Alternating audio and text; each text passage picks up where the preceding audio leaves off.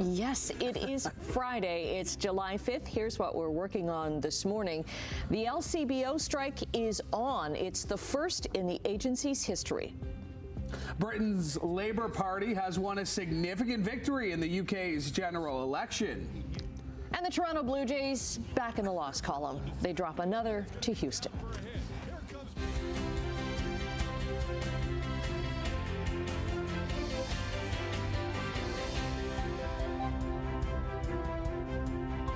So you made it a whole week. I made it a whole week. Awesome. Yeah. It's been great having you with us. Thank you so much. I was nervous about waking up today because it seemed like every day I was pushing the limits on how late I could wake up.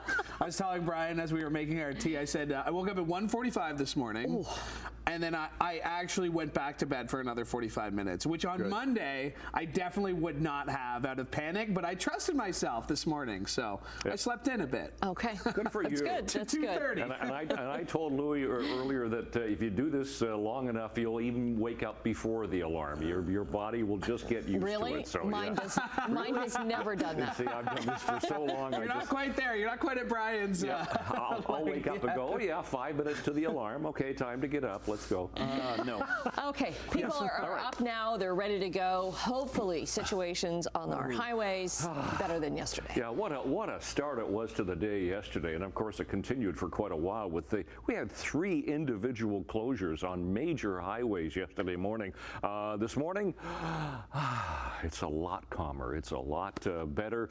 Things are rolling quite nicely. We do have a bit of cloud cover. Temperature at the moment is warm. It's 20 degrees right now. We're going to climb to 27, a little bit shy of where we got to yesterday.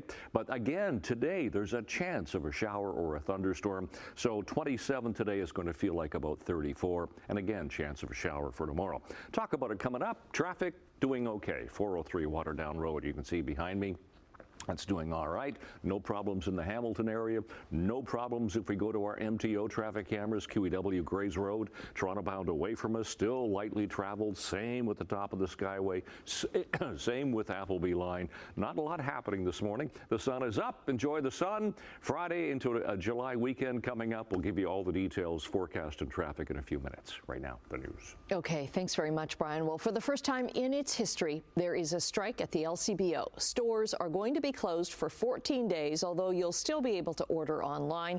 Sean Callan joins us now in Waterdown with more. Annette, more than 9,000 people work at LCBO stores all across Ontario, but they will be on the picket lines, both at the retail locations and distribution centers, starting this morning. All 669 retail locations will be closed for 2 weeks after no deal was reached, but stores would reopen if a deal is reached sooner. The LCBO says its latest proposal did respond to a number of workers' demands, but the union refused to make a counter-proposal. The workers are seeking wage increases and more full-time jobs and have said that 70% of their workforce is filled with part-time roles.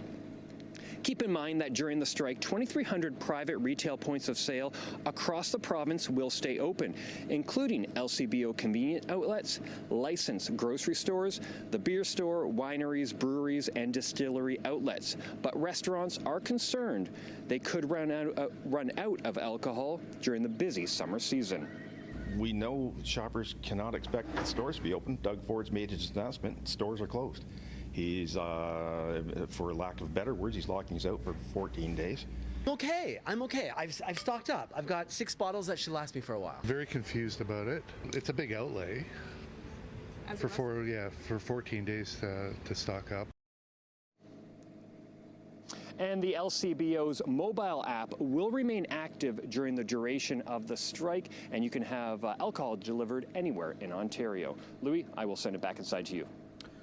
Thanks, Sean. A 17-year-old from Hagersville has been arrested after a murder on Six Nations. A person was found dead in a home on Mississauga Road Wednesday afternoon.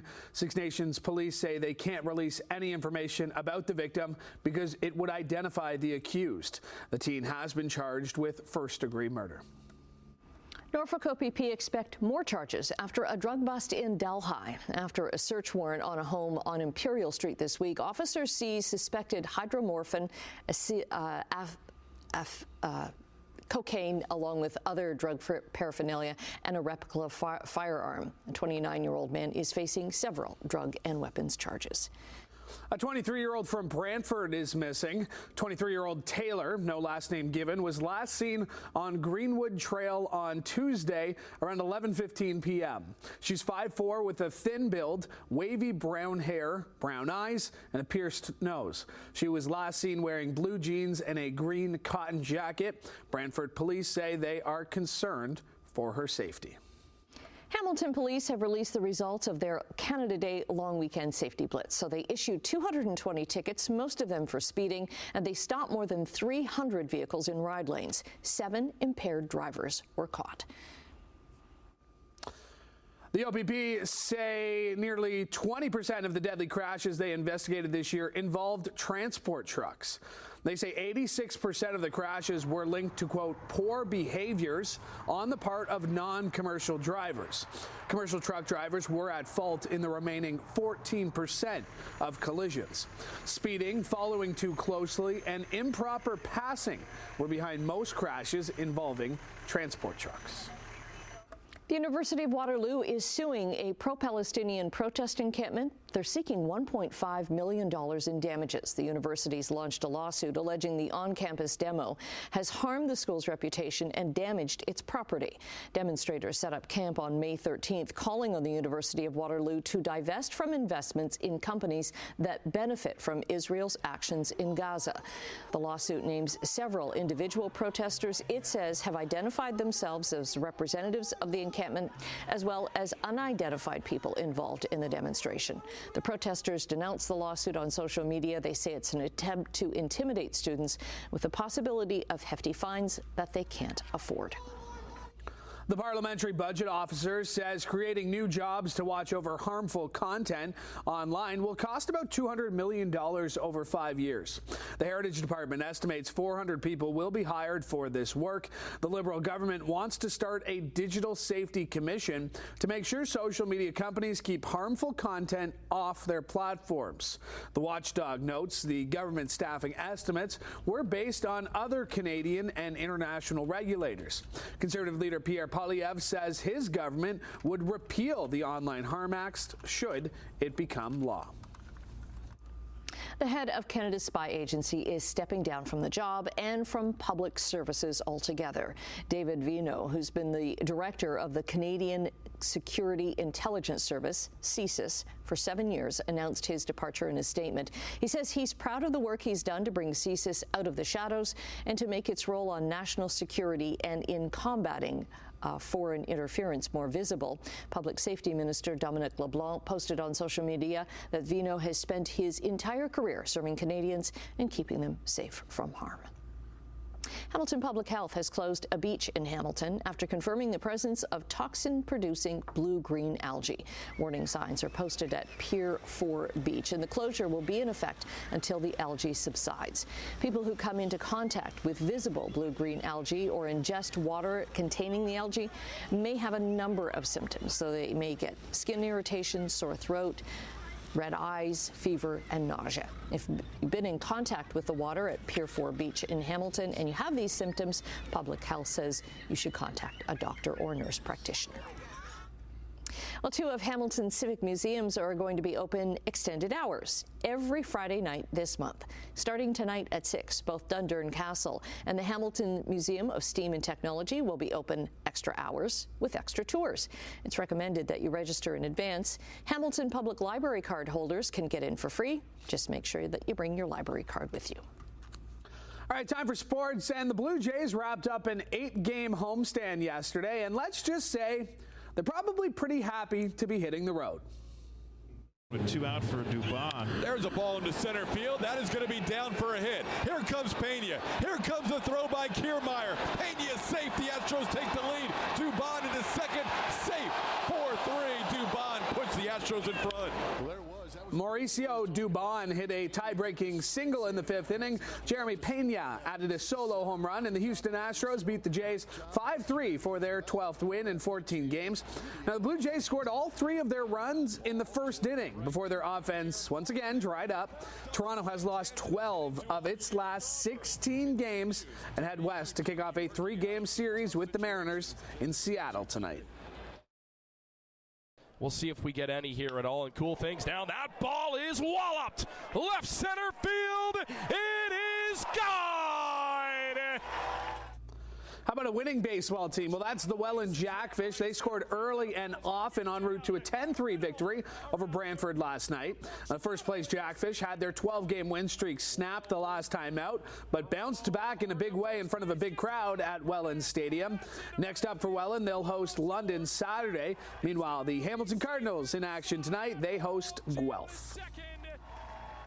Let's switch gears to soccer, where Canada getting set to take on Venezuela tonight in the quarterfinals of the Copa America.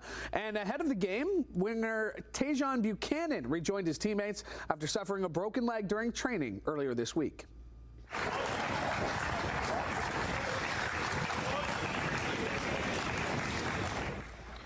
The Canadian men's national team putting out this video on X last night with the caption, "Can't keep a good man down." 25-year-old Buchanan was injured during training Tuesday and had surgery on Wednesday. The Brampton native took to Instagram to say the surgery was a success, writing, quote, "Lost for words, just want to say thank you for all the love and support." As mentioned, Canada trying to book their spot in the semifinals at Copa America. They take on Venezuela. Tonight's game being played at AT&T Stadium, home of the Dallas Cowboys. Kickoff at 9 p.m. And after a few days off, the Euros continue with a pair of games on deck. First up, the host Germans take on Spain. A game at 12 noon Eastern Time. Later, Cristiano Ronaldo and Portugal battle France.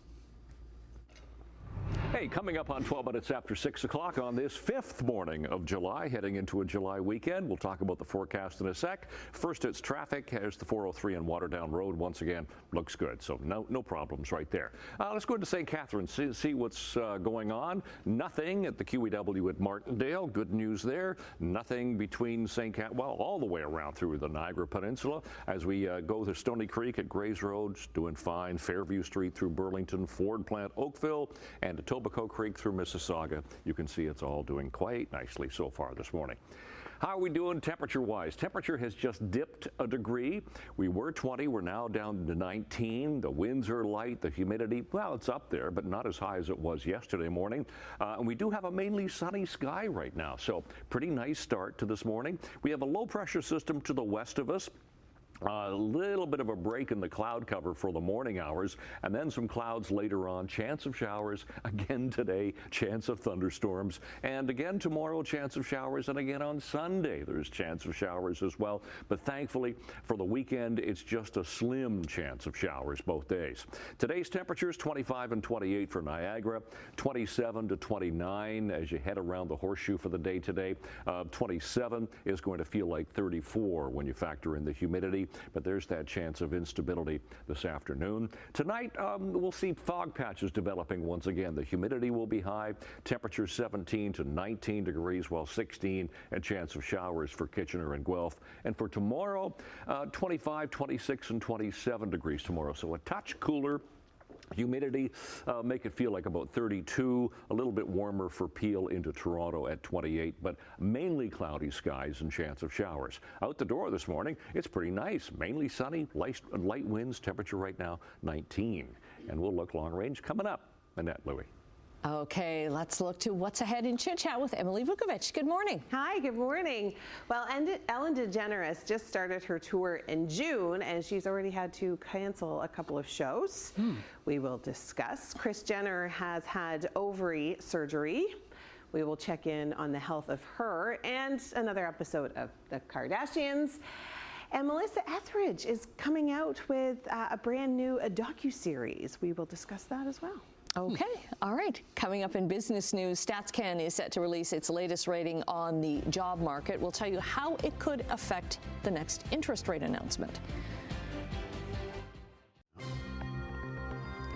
6:16 on your Friday morning. In overseas trading, the Canadian dollar is up 6 basis points to 73.47 cents U.S. Midday trading in Europe, markets are up in London, Frankfurt, and Paris. In Asia, markets were down in Tokyo, Hong Kong, and Shanghai. And in North American markets, the TSX gained 20 points. Meanwhile, New York markets were closed for Independence Day. June's job numbers are due out this morning. The Canadian economy added 23,000 jobs in May as the unemployment rate went up to 6.2%. The overall increase in jobs in May was from part-time employment, which grew even though the number of full-time jobs fell. This jobs report is key data ahead of the next Bank of Canada interest rate decision, which is set for the 24th of this month. June auto sales were relatively weak in the midst of widespread software outages. CDK Global, which 15,000 dealerships in Canada and the U.S. use for their transactions and payroll, was hit with back-to-back cybersecurity attacks last month. Now, DesRosiers Automotive Consultants estimates sales came in at 169,000 vehicles. That's flat from last year's level.